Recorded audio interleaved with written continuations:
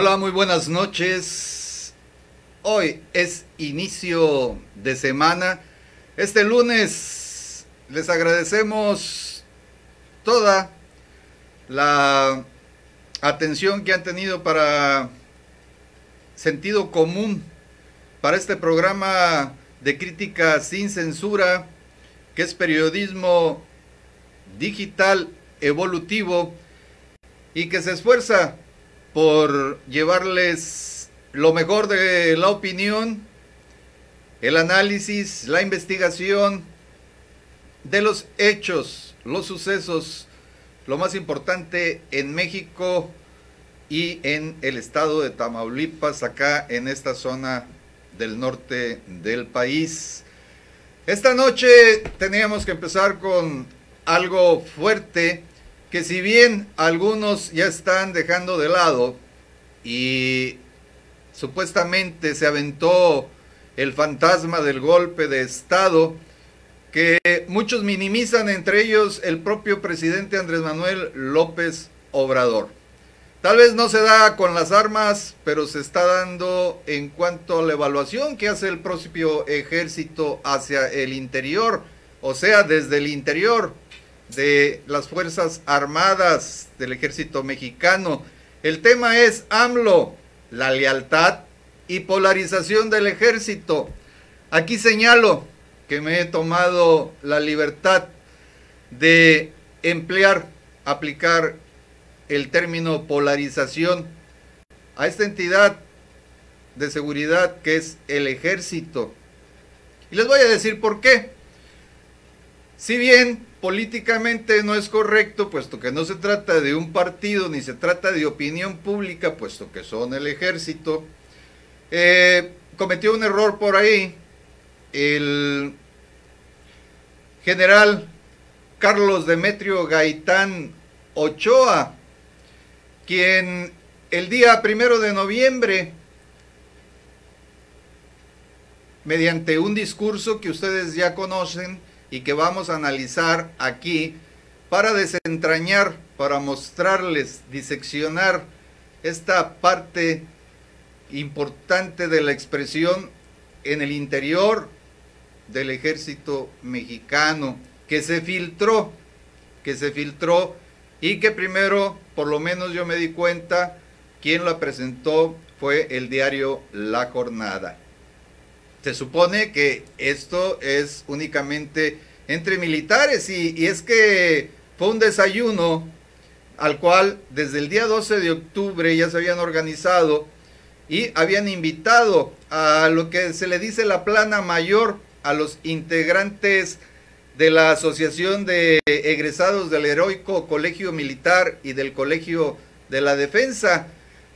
Este viernes 1, en que le dan la participación a este general que ya he mencionado, pues los ahí presentes todos eran altos mandos del ejército y la Fuerza Aérea, unos en activo y otros en situación de retiro. No estuvieron todos presentes, una gran mayoría. Bien, ahí lo que llama la atención es que, bueno, ¿cómo no saber el presidente, cómo no hacer público esto si fue en presencia, si asistió el secretario de la Defensa Nacional de Sedena, Luis Crescencio Sandoval González?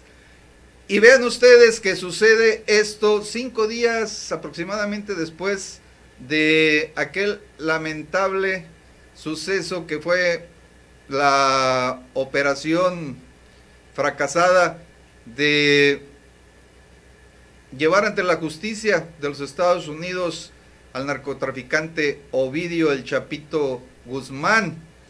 Bien, en este contexto, después de esta falla, porque sí, fue una falla elemental la que realizaron, que no se ha aclarado quiénes son exactamente los responsables, si hay un sabotaje en esto que son las fuerzas que nos deben de proteger, estos operativos conjuntos que se dan entre las distintas instituciones que preservan, sí, el Estado de derecho, pero sobre todo salvaguardando los intereses de México y los mexicanos. Bien, vamos a analizar este discurso que hizo creer, hizo ver como que existía la posibilidad de un golpe de Estado.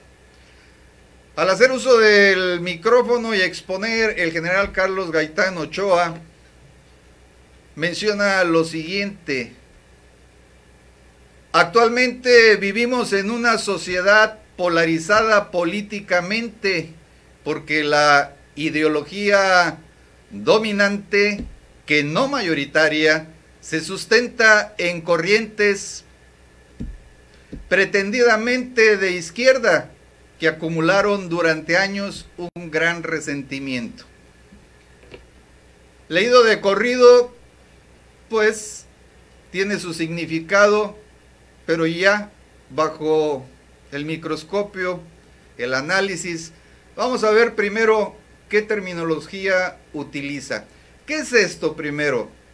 Sí, fue un discurso, pero todo discurso tiene una intención, la intencionalidad, ¿sí? ¿A dónde quieres llegar? Tiene una base, tiene un centro, un pilar, ¿sí? ¿Qué fue esto? ¿Declaraciones de posición progolpista? ¿Simplemente una evaluación de militares acerca de la política? ¿Crítica a su comandante supremo? ¿Acaso una incitación a que se rebelaran, hacerles ver que todo está mal? ¿Quién es este hombre? ¿Quién es este general? Pues fue subsecretario de la Defensa cuando Felipe Calderón. Sin embargo, utiliza aquí un término, dice: actualmente vivimos en una sociedad polarizada políticamente, porque la ideología dominante, primero, polarizada políticamente. ¿Qué significa polarizar políticamente? Es el proceso por el cual la opinión pública se divide en dos extremos. Aquí únicamente son dos extremos, ¿sí? No más, no hay más opciones. También se refiere a las fracciones extremas de un partido político que ganan espacio o apoyo dentro del mismo. En cualquiera de los casos, la consecuencia de la polarización es que las voces o los líderes moderados pierden poder e influencia, ¿sí? Vean ustedes que primero, la función del ejército no es la de criticar, ni está bajo su custodia, ni es labor de ellos la política. Sin embargo, bueno, entre ellos hicieron esta evaluación, quiero pensar, ¿sí? Pero, ¿con qué calidad este subsecretario, ex subsecretario de la Defensa, emite este tipo de mensaje a los mandos militares? Ideología dominante, ¿a qué se refiere? A la de Morena. Le faltó claridad, le faltó valor, lo aventó como lavándose un poquito las manos. Entienda usted lo que quiere entender. O sea, no es claro, no es conciso, porque la ideología dominante, que no mayoritaria, o sea, sí domina. Es decir, se refiere a Morena, Movimiento Regeneración Nacional, ¿sí? O a la ideología personal, ya no política, la forma de gobierno de Andrés Manuel López Obrador, que es quien domina, que es quien preside la nación. Se encarga de decir que si bien dominante, no mayoritaria, es decir, no son las mayorías quienes la apoyan. Y dice, se sustenta en corrientes pretendidamente de izquierda. ¿Qué quiere decir pretendidamente. De acuerdo al diccionario, por ejemplo, pretendido es imaginario, fabuloso, simulado, supuesto, ilusorio, quimérico, gratuito, falso, fingido. En contrapunto, pretender, intentar, procurar, buscar, desear, ambicionar, solicitar, acometer, perseguir, ansiar, reclamar. Volvemos al término que utiliza. Otro significado, aparentar, simular, fingir. Aquí el general está diciendo, está asegurando que se sustenta esta ideología dominante en corrientes, pues que son simuladamente de izquierda, que no son izquierda, pero que además acumularon durante años un gran resentimiento. Pero resentimiento ¿de qué o sobre de qué? ¿Para qué? ¿Por qué? No cumple con la labor de información, ¿sí? O quienes filtraron este discurso, tal vez cortaron la información. Aquí no se ve información, ¿sí? No es estricto en cuanto a hablar con verdad, se deja a interpretación, ¿o no? Aquí únicamente cumplo como analista en irles diseccionando y hacer énfasis en el mensaje que da, pero sobre todo las partes esenciales. Más adelante, después de que utiliza lo de polarización y esto que dice pretendidamente, es decir, simulación, que no son, él desacredita que sean de izquierda, ¿sí? La ideología dominante. Hoy tenemos, dice, un gobierno, o dijo, un gobierno que representa aproximadamente a 30 millones de mexicanos. O sea, no fueron más de 30 los que votaron por Andrés Manuel, fueron menos según los datos que él tiene, ¿verdad? 30 menos, representa aproximadamente. ¿Qué tan próximo? Ahora ya sé por qué les fallaron sus estrategias contra el crimen organizado siendo el subsecretario de la Defensa con Calderón. Este tipo no hace un buen análisis, un buen detalle de la situación o de los hechos, o cuando menos para darse a entender, ¿sí? Aproximadamente, o sea, esta es una forma de expresarse de un general que se encargaba de las estrategias contra el crimen organizado. Caramba.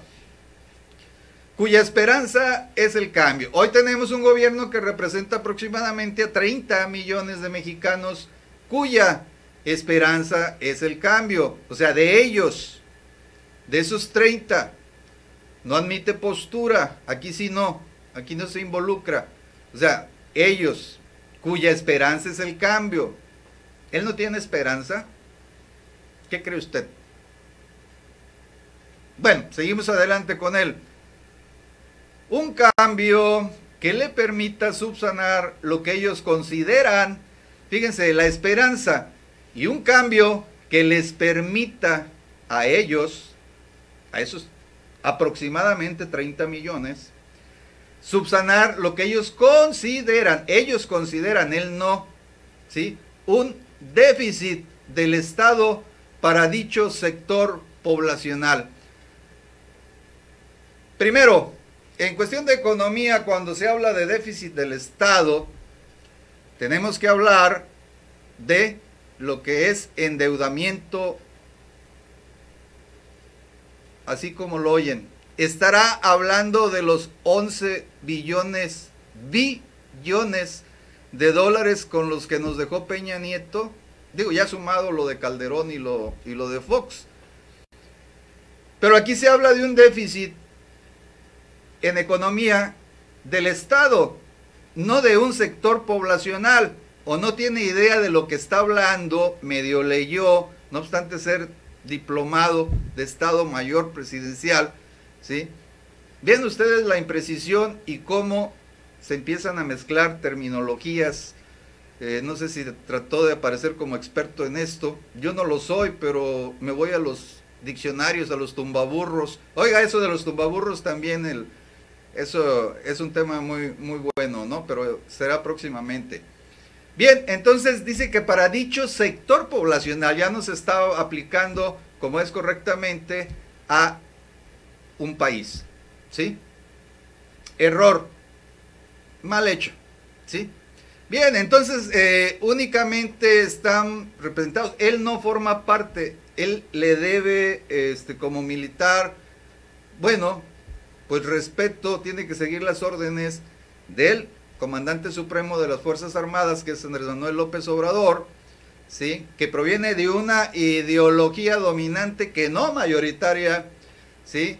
Y que bueno, pues él tiene que respetar, pero fíjense cómo se hace a un lado, ¿sí?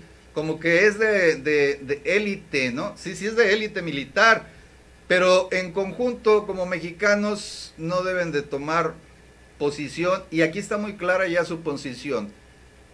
Aquellos, yo, nosotros, ¿sí? O sea, ellos, él, ¿sí? Entonces quien polariza aquí, quien polariza es él, ¿sí? Aquí ya hay polarización, porque es ellos, los otros, ¿sí? Y dice todavía, respetando el pacto social, que aquí debió decir, si es que sabe algo de esto, ya que está citando al francés Juan Jacobo Rousseau, ¿sí? Nunca habló de un pacto social el señor Rousseau, ¿sí? Habló de lo que es el contrato social. En base a esta mala aplicación, pues yo también meto el término de polarización al interior del ejército. Si él se da la posibilidad, pues yo, ¿por qué no? ¿Sí? Bien. Y respetando nuestra propia normatividad vigente, respetando, no podemos, ahí sí, no podemos, ¿quiénes? Los militares, ellos, no los otros, no los 30 millones, ni los demás mexicanos. No podemos soslayar que el hoy titular del Ejecutivo, es decir, el presidente de la República, su comandante supremo, señor general, ¿sí?, ha sido empoderado legal y legítimamente. Pues nada más faltaba que no lo asumiera. Fíjense bien, aquí no hay afán golpista, sino más que criticar, porque al decir no podemos soslayar, y el término soslayar es pasar por alto algo, especialmente una dificultad, dejándolo de lado. Es decir, no puede sortear la dificultad de que el hoy titular del Ejecutivo ha sido empoderado legal y legítimamente. ¿Que no pudo mencionar que fue elegido mediante votaciones conforme a bla, bla, bla, bla? No, también la estructura del mensaje ve claramente una definición de lo que quiere lograr, ¿sí?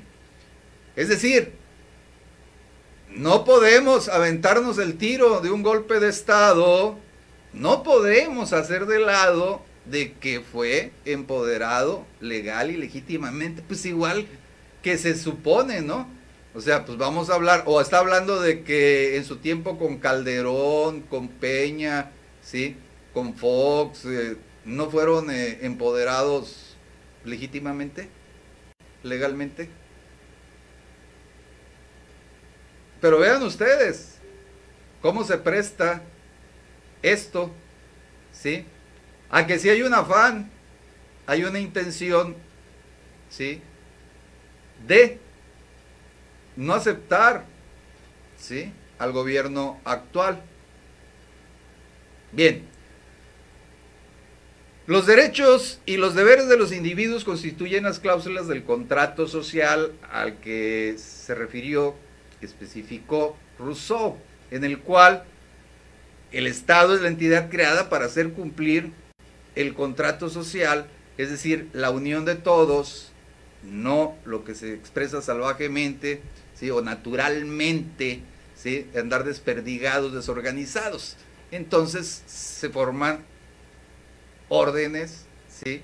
Se da estructura y eso se convierte en el Estado. Entonces aquí dice muy claramente, respetando el pacto social, o sea, el primer respeto, pacto social, que no es pacto social, que es contrato social. A lo mejor se confundió y quiso decir el pacto social por México, que fue acá con Peña Nieto, con los, bueno, ya saben ustedes cuáles son los resultados, pero aquí me doy pacto social, cuando debe ser contrato social, si te estás refiriendo a la obra de Rousseau. ¿De acuerdo? Bien. Vamos a la siguiente parte. Sin embargo, prosigue él, es también una verdad inocultable que los frágiles mecanismos de contrapeso existente han permitido un fortalecimiento del Ejecutivo que viene propiciando decisiones estratégicas que no han convencido a todos, para decirlo con suavidad. Punto, se paran y aplauden. Bien, ¿quiénes? Los altos mandos del ejército. Bien, analicemos esta última parte. Sin embargo, es también una verdad inocultable que los frágiles mecanismos de contrapeso existentes, ¿a quién se refería? A los curuleros, es decir, a la Cámara Alta, al Poder Legislativo, a las bancadas, a los otros poderes, al judicial, o a ambos, ¿sí? Dice que es inocultable que los frágiles mecanismos de contrapeso existentes, o sea, él reconoce, expone que no hay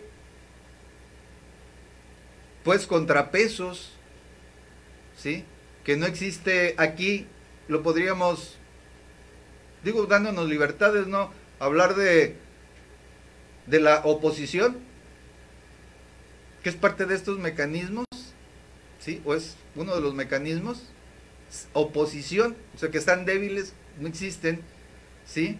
Han permitido un fortalecimiento del Ejecutivo, es decir, antes los anteriores presidentes, incluso a los que él sirvió como subsecretario, estaban débiles, había equilibrio, o sea, equilibrio quiere decir debilidad del Ejecutivo, ¿sí? Cuando está fuerte el Ejecutivo, pues, diría el tío Pancho, pues es que está fuerte, ya se dijo, ¿no? ¿Sí? Y entonces la debilidad es del Legislativo, ¿sí? Del Poder Judicial. Vean ustedes qué concepción tiene, aunque en la realidad, pues sí, no hay oposición, hay algarabía, por una parte, por otra el rechazo, ¿sí? La guerra de esto de los tumbaburros, de los bots, etcétera.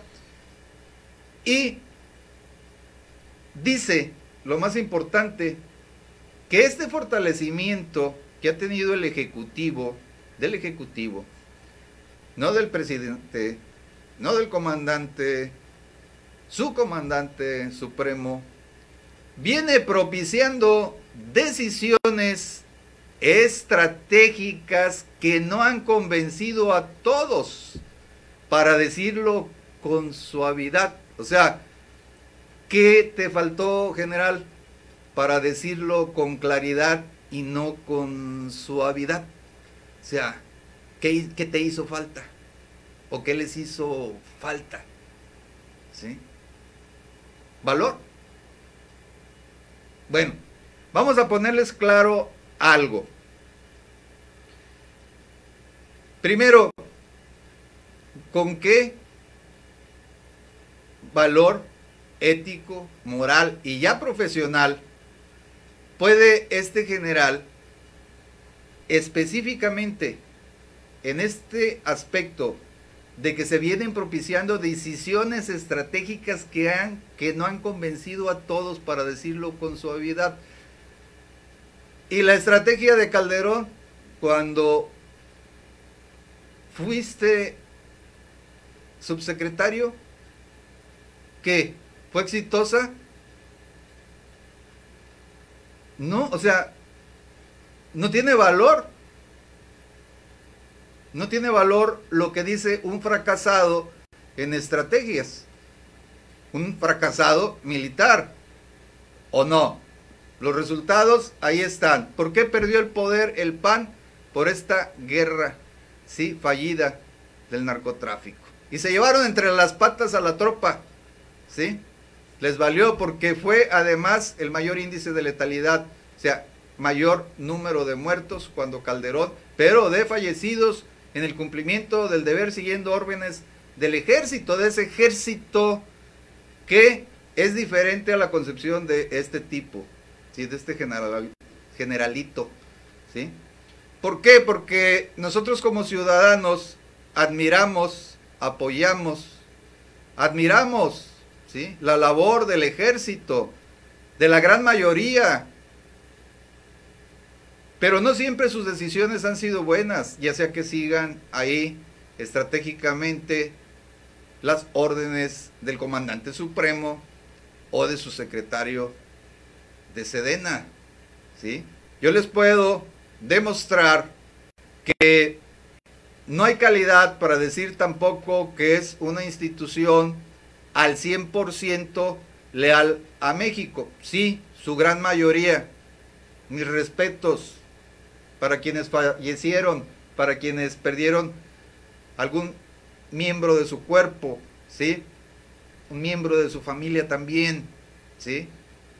Para quienes salen a arriesgarse a diario, pero por México, no por intereses. Se ve aquí claramente que hay intereses políticos, y por eso hablo de polarización hacia el interior, ¿sí? ¿Acaso este general tendrá un grupo ahí de otros tantos con el mismo grado de derecha y ultraderecha? Claro que hay también de la que desaprueba de la izquierda, ¿no? De esta cuarta transformación. También hay dentro del ejército de ese lado, y habrá otros que lo único que se dedican es a cumplir su misión, que es seguir las órdenes y no andarse metiendo en política, porque no son un partido. Su función no es esa, es proteger a la nación, a México, de ataques exteriores, de invasiones y también de disturbios internos, ¿sí? Que les sirva nada más de recordatorio a todos los diplomados de Estado Mayor, ¿sí? Bueno, les voy a hablar con la claridad que este señor no quiso hablar. ¿Por qué decirle general? ¿Sí? Fíjense, en el sexenio de Felipe Calderón, el propio ejército fue sometido al desgaste de la guerra al narcotráfico, ¿sí? Donde este señor fue subsecretario. Después, ya con Peña Nieto, la violación a los derechos humanos que involucra su acción, por ejemplo, en Tlatlaya, ¿sí? ¿Qué nos pueden explicar? Hubo exceso, lo reconoció Cienfuegos. Ahora, omisión en Ayotzinapa, los 43. Ahí no involucrados directamente, pero sí por omisión. Qué casualidad, de esas casualidades terribles, sí, mortales, que todos los elementos del batallón 22 estaban francos, mientras sucedía esto del secuestro y la desaparición de los 43 de Ayotzinapa.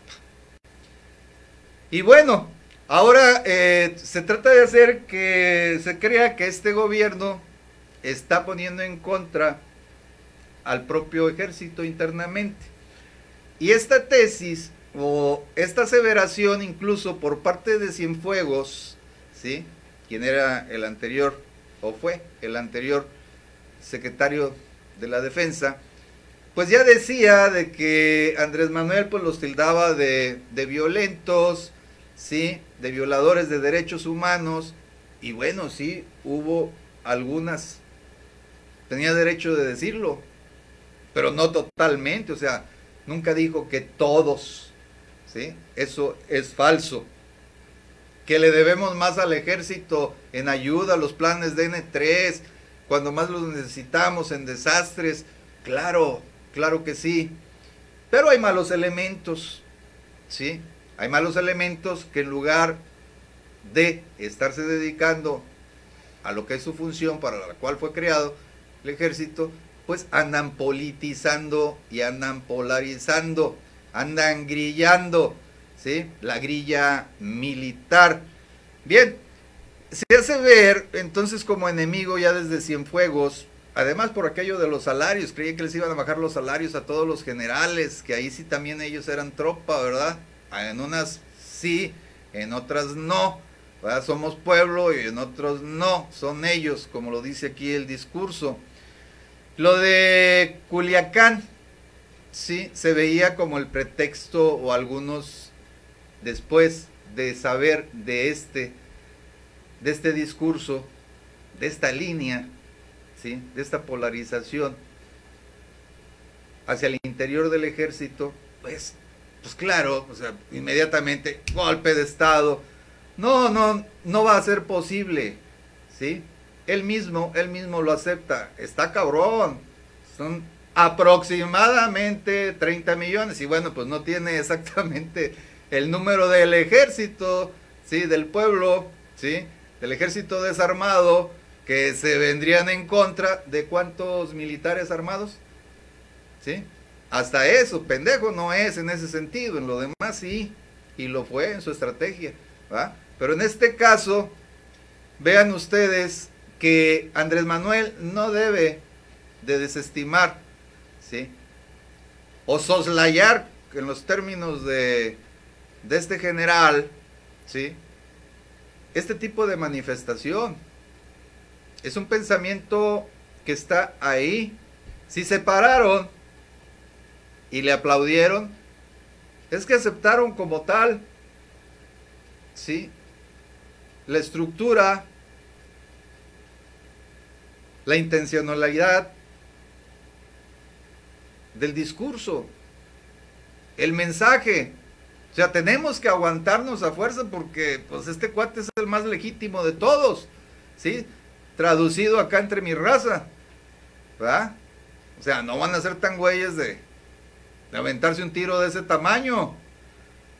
Y la verdad es de que al hablar él de las estrategias fallidas que no han convencido a los demás, yo quisiera hacerles un llamado a que no se metan en política, métanse hacia el interior de su institución y ahí sí, o sea, ustedes corrijan, porque déjenme recordarles también, porque luego se les olvida, ¿verdad?, de que en los últimos sexenios, y hay ahí un extenso reportaje por parte de Proceso, donde cuando menos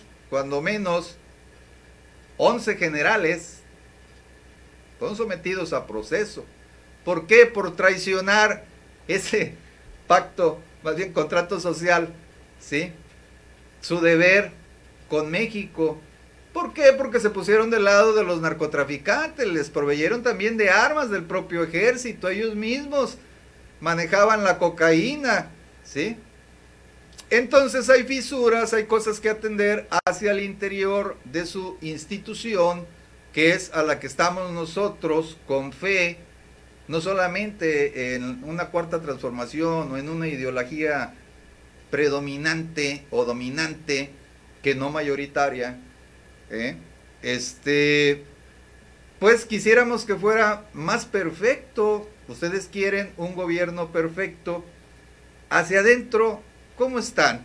Les quiero recordar que tienen razón algunos y meten bien la daga cuando interpretan, dicen, nos informan supuestamente que de entre todos los que estuvieron reunidos ahí, se expresó el malestar que existe entre la tropa y los altos mandos por la forma en que el gobierno federal pues los mete o los pone a disposición con eso de la política de abrazos, no balazos, contra las múltiples agresiones, ¿sí? Las celadas, las emboscadas que les ha puesto la delincuencia, o por ejemplo superados en el caso fallido de lo de Culiacán. Pero dicen que pone y que puso en riesgo a las familias. Oigan, y todos los generales corruptos, son 11, de 11 a 15, ¿qué? ¿Esos qué? ¿No pusieron en peligro aliándose con los narcotraficantes a sus familias? Díganmelo. Entonces, ¿sanctum sanctum? No, ¿sí? Luego dicen que desde el gobierno y al CONEO, que les informan con oportunidad a las organizaciones criminales de los operativos. Sí lo creo, sí lo creo. En las últimas, dicen por ahí, también lo escribieron, que pues perdieron 2, ¿no? O sea, ya en encuentros frontales, pues lo superaron. Y esto, obviamente, que fue una filtración lo de Culiacán. Sin embargo, por ejemplo, quiero recordarles que desde Cedillo, el general Jesús Gutiérrez Rebollo, entonces jefe de la Quinta Región Militar con sede en Jalisco, director del Instituto Nacional para el Combate a las Drogas, allá en 1966, fue designado, ¿sí?, secretario de la Defensa. A solo un año, el 6 de febrero de 1977, se difundieron grabaciones en las que Gutiérrez y Armando Carrillo Fuentes, líderes del cártel de Juárez, hablaban de los pagos que el capo le hacía al general para no estorbar en sus actividades de narcotráfico. También aparecieron fotografías donde se veían y son presentadas como pruebas de que el departamento donde vivía este militar había sido propiedad del narcotraficante, ¿sí? Recibió 2 sentencias, 40 y 30. Y les puedo mencionar los otros 10, pero me voy a quedar con uno nada más, ya para finalizar.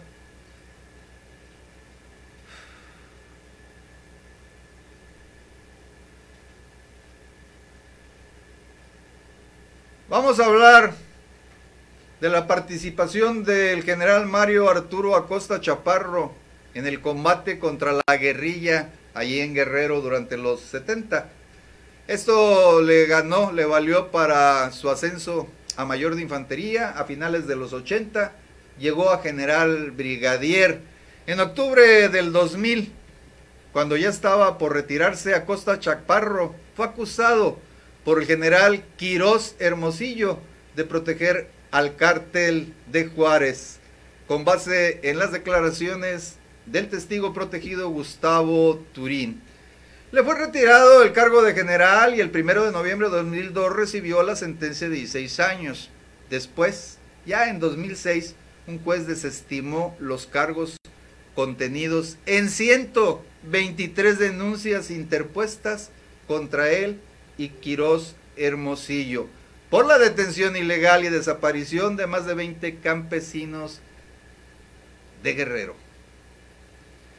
El 29 de junio de 2007, ya en el sexenio de Calderón, véanlo ahí, un juez anuló la sentencia del Consejo de Guerra y entonces lo jala el comandante Borolas, y resulta que este señor Acosta Chaparro fue el consultor de seguridad.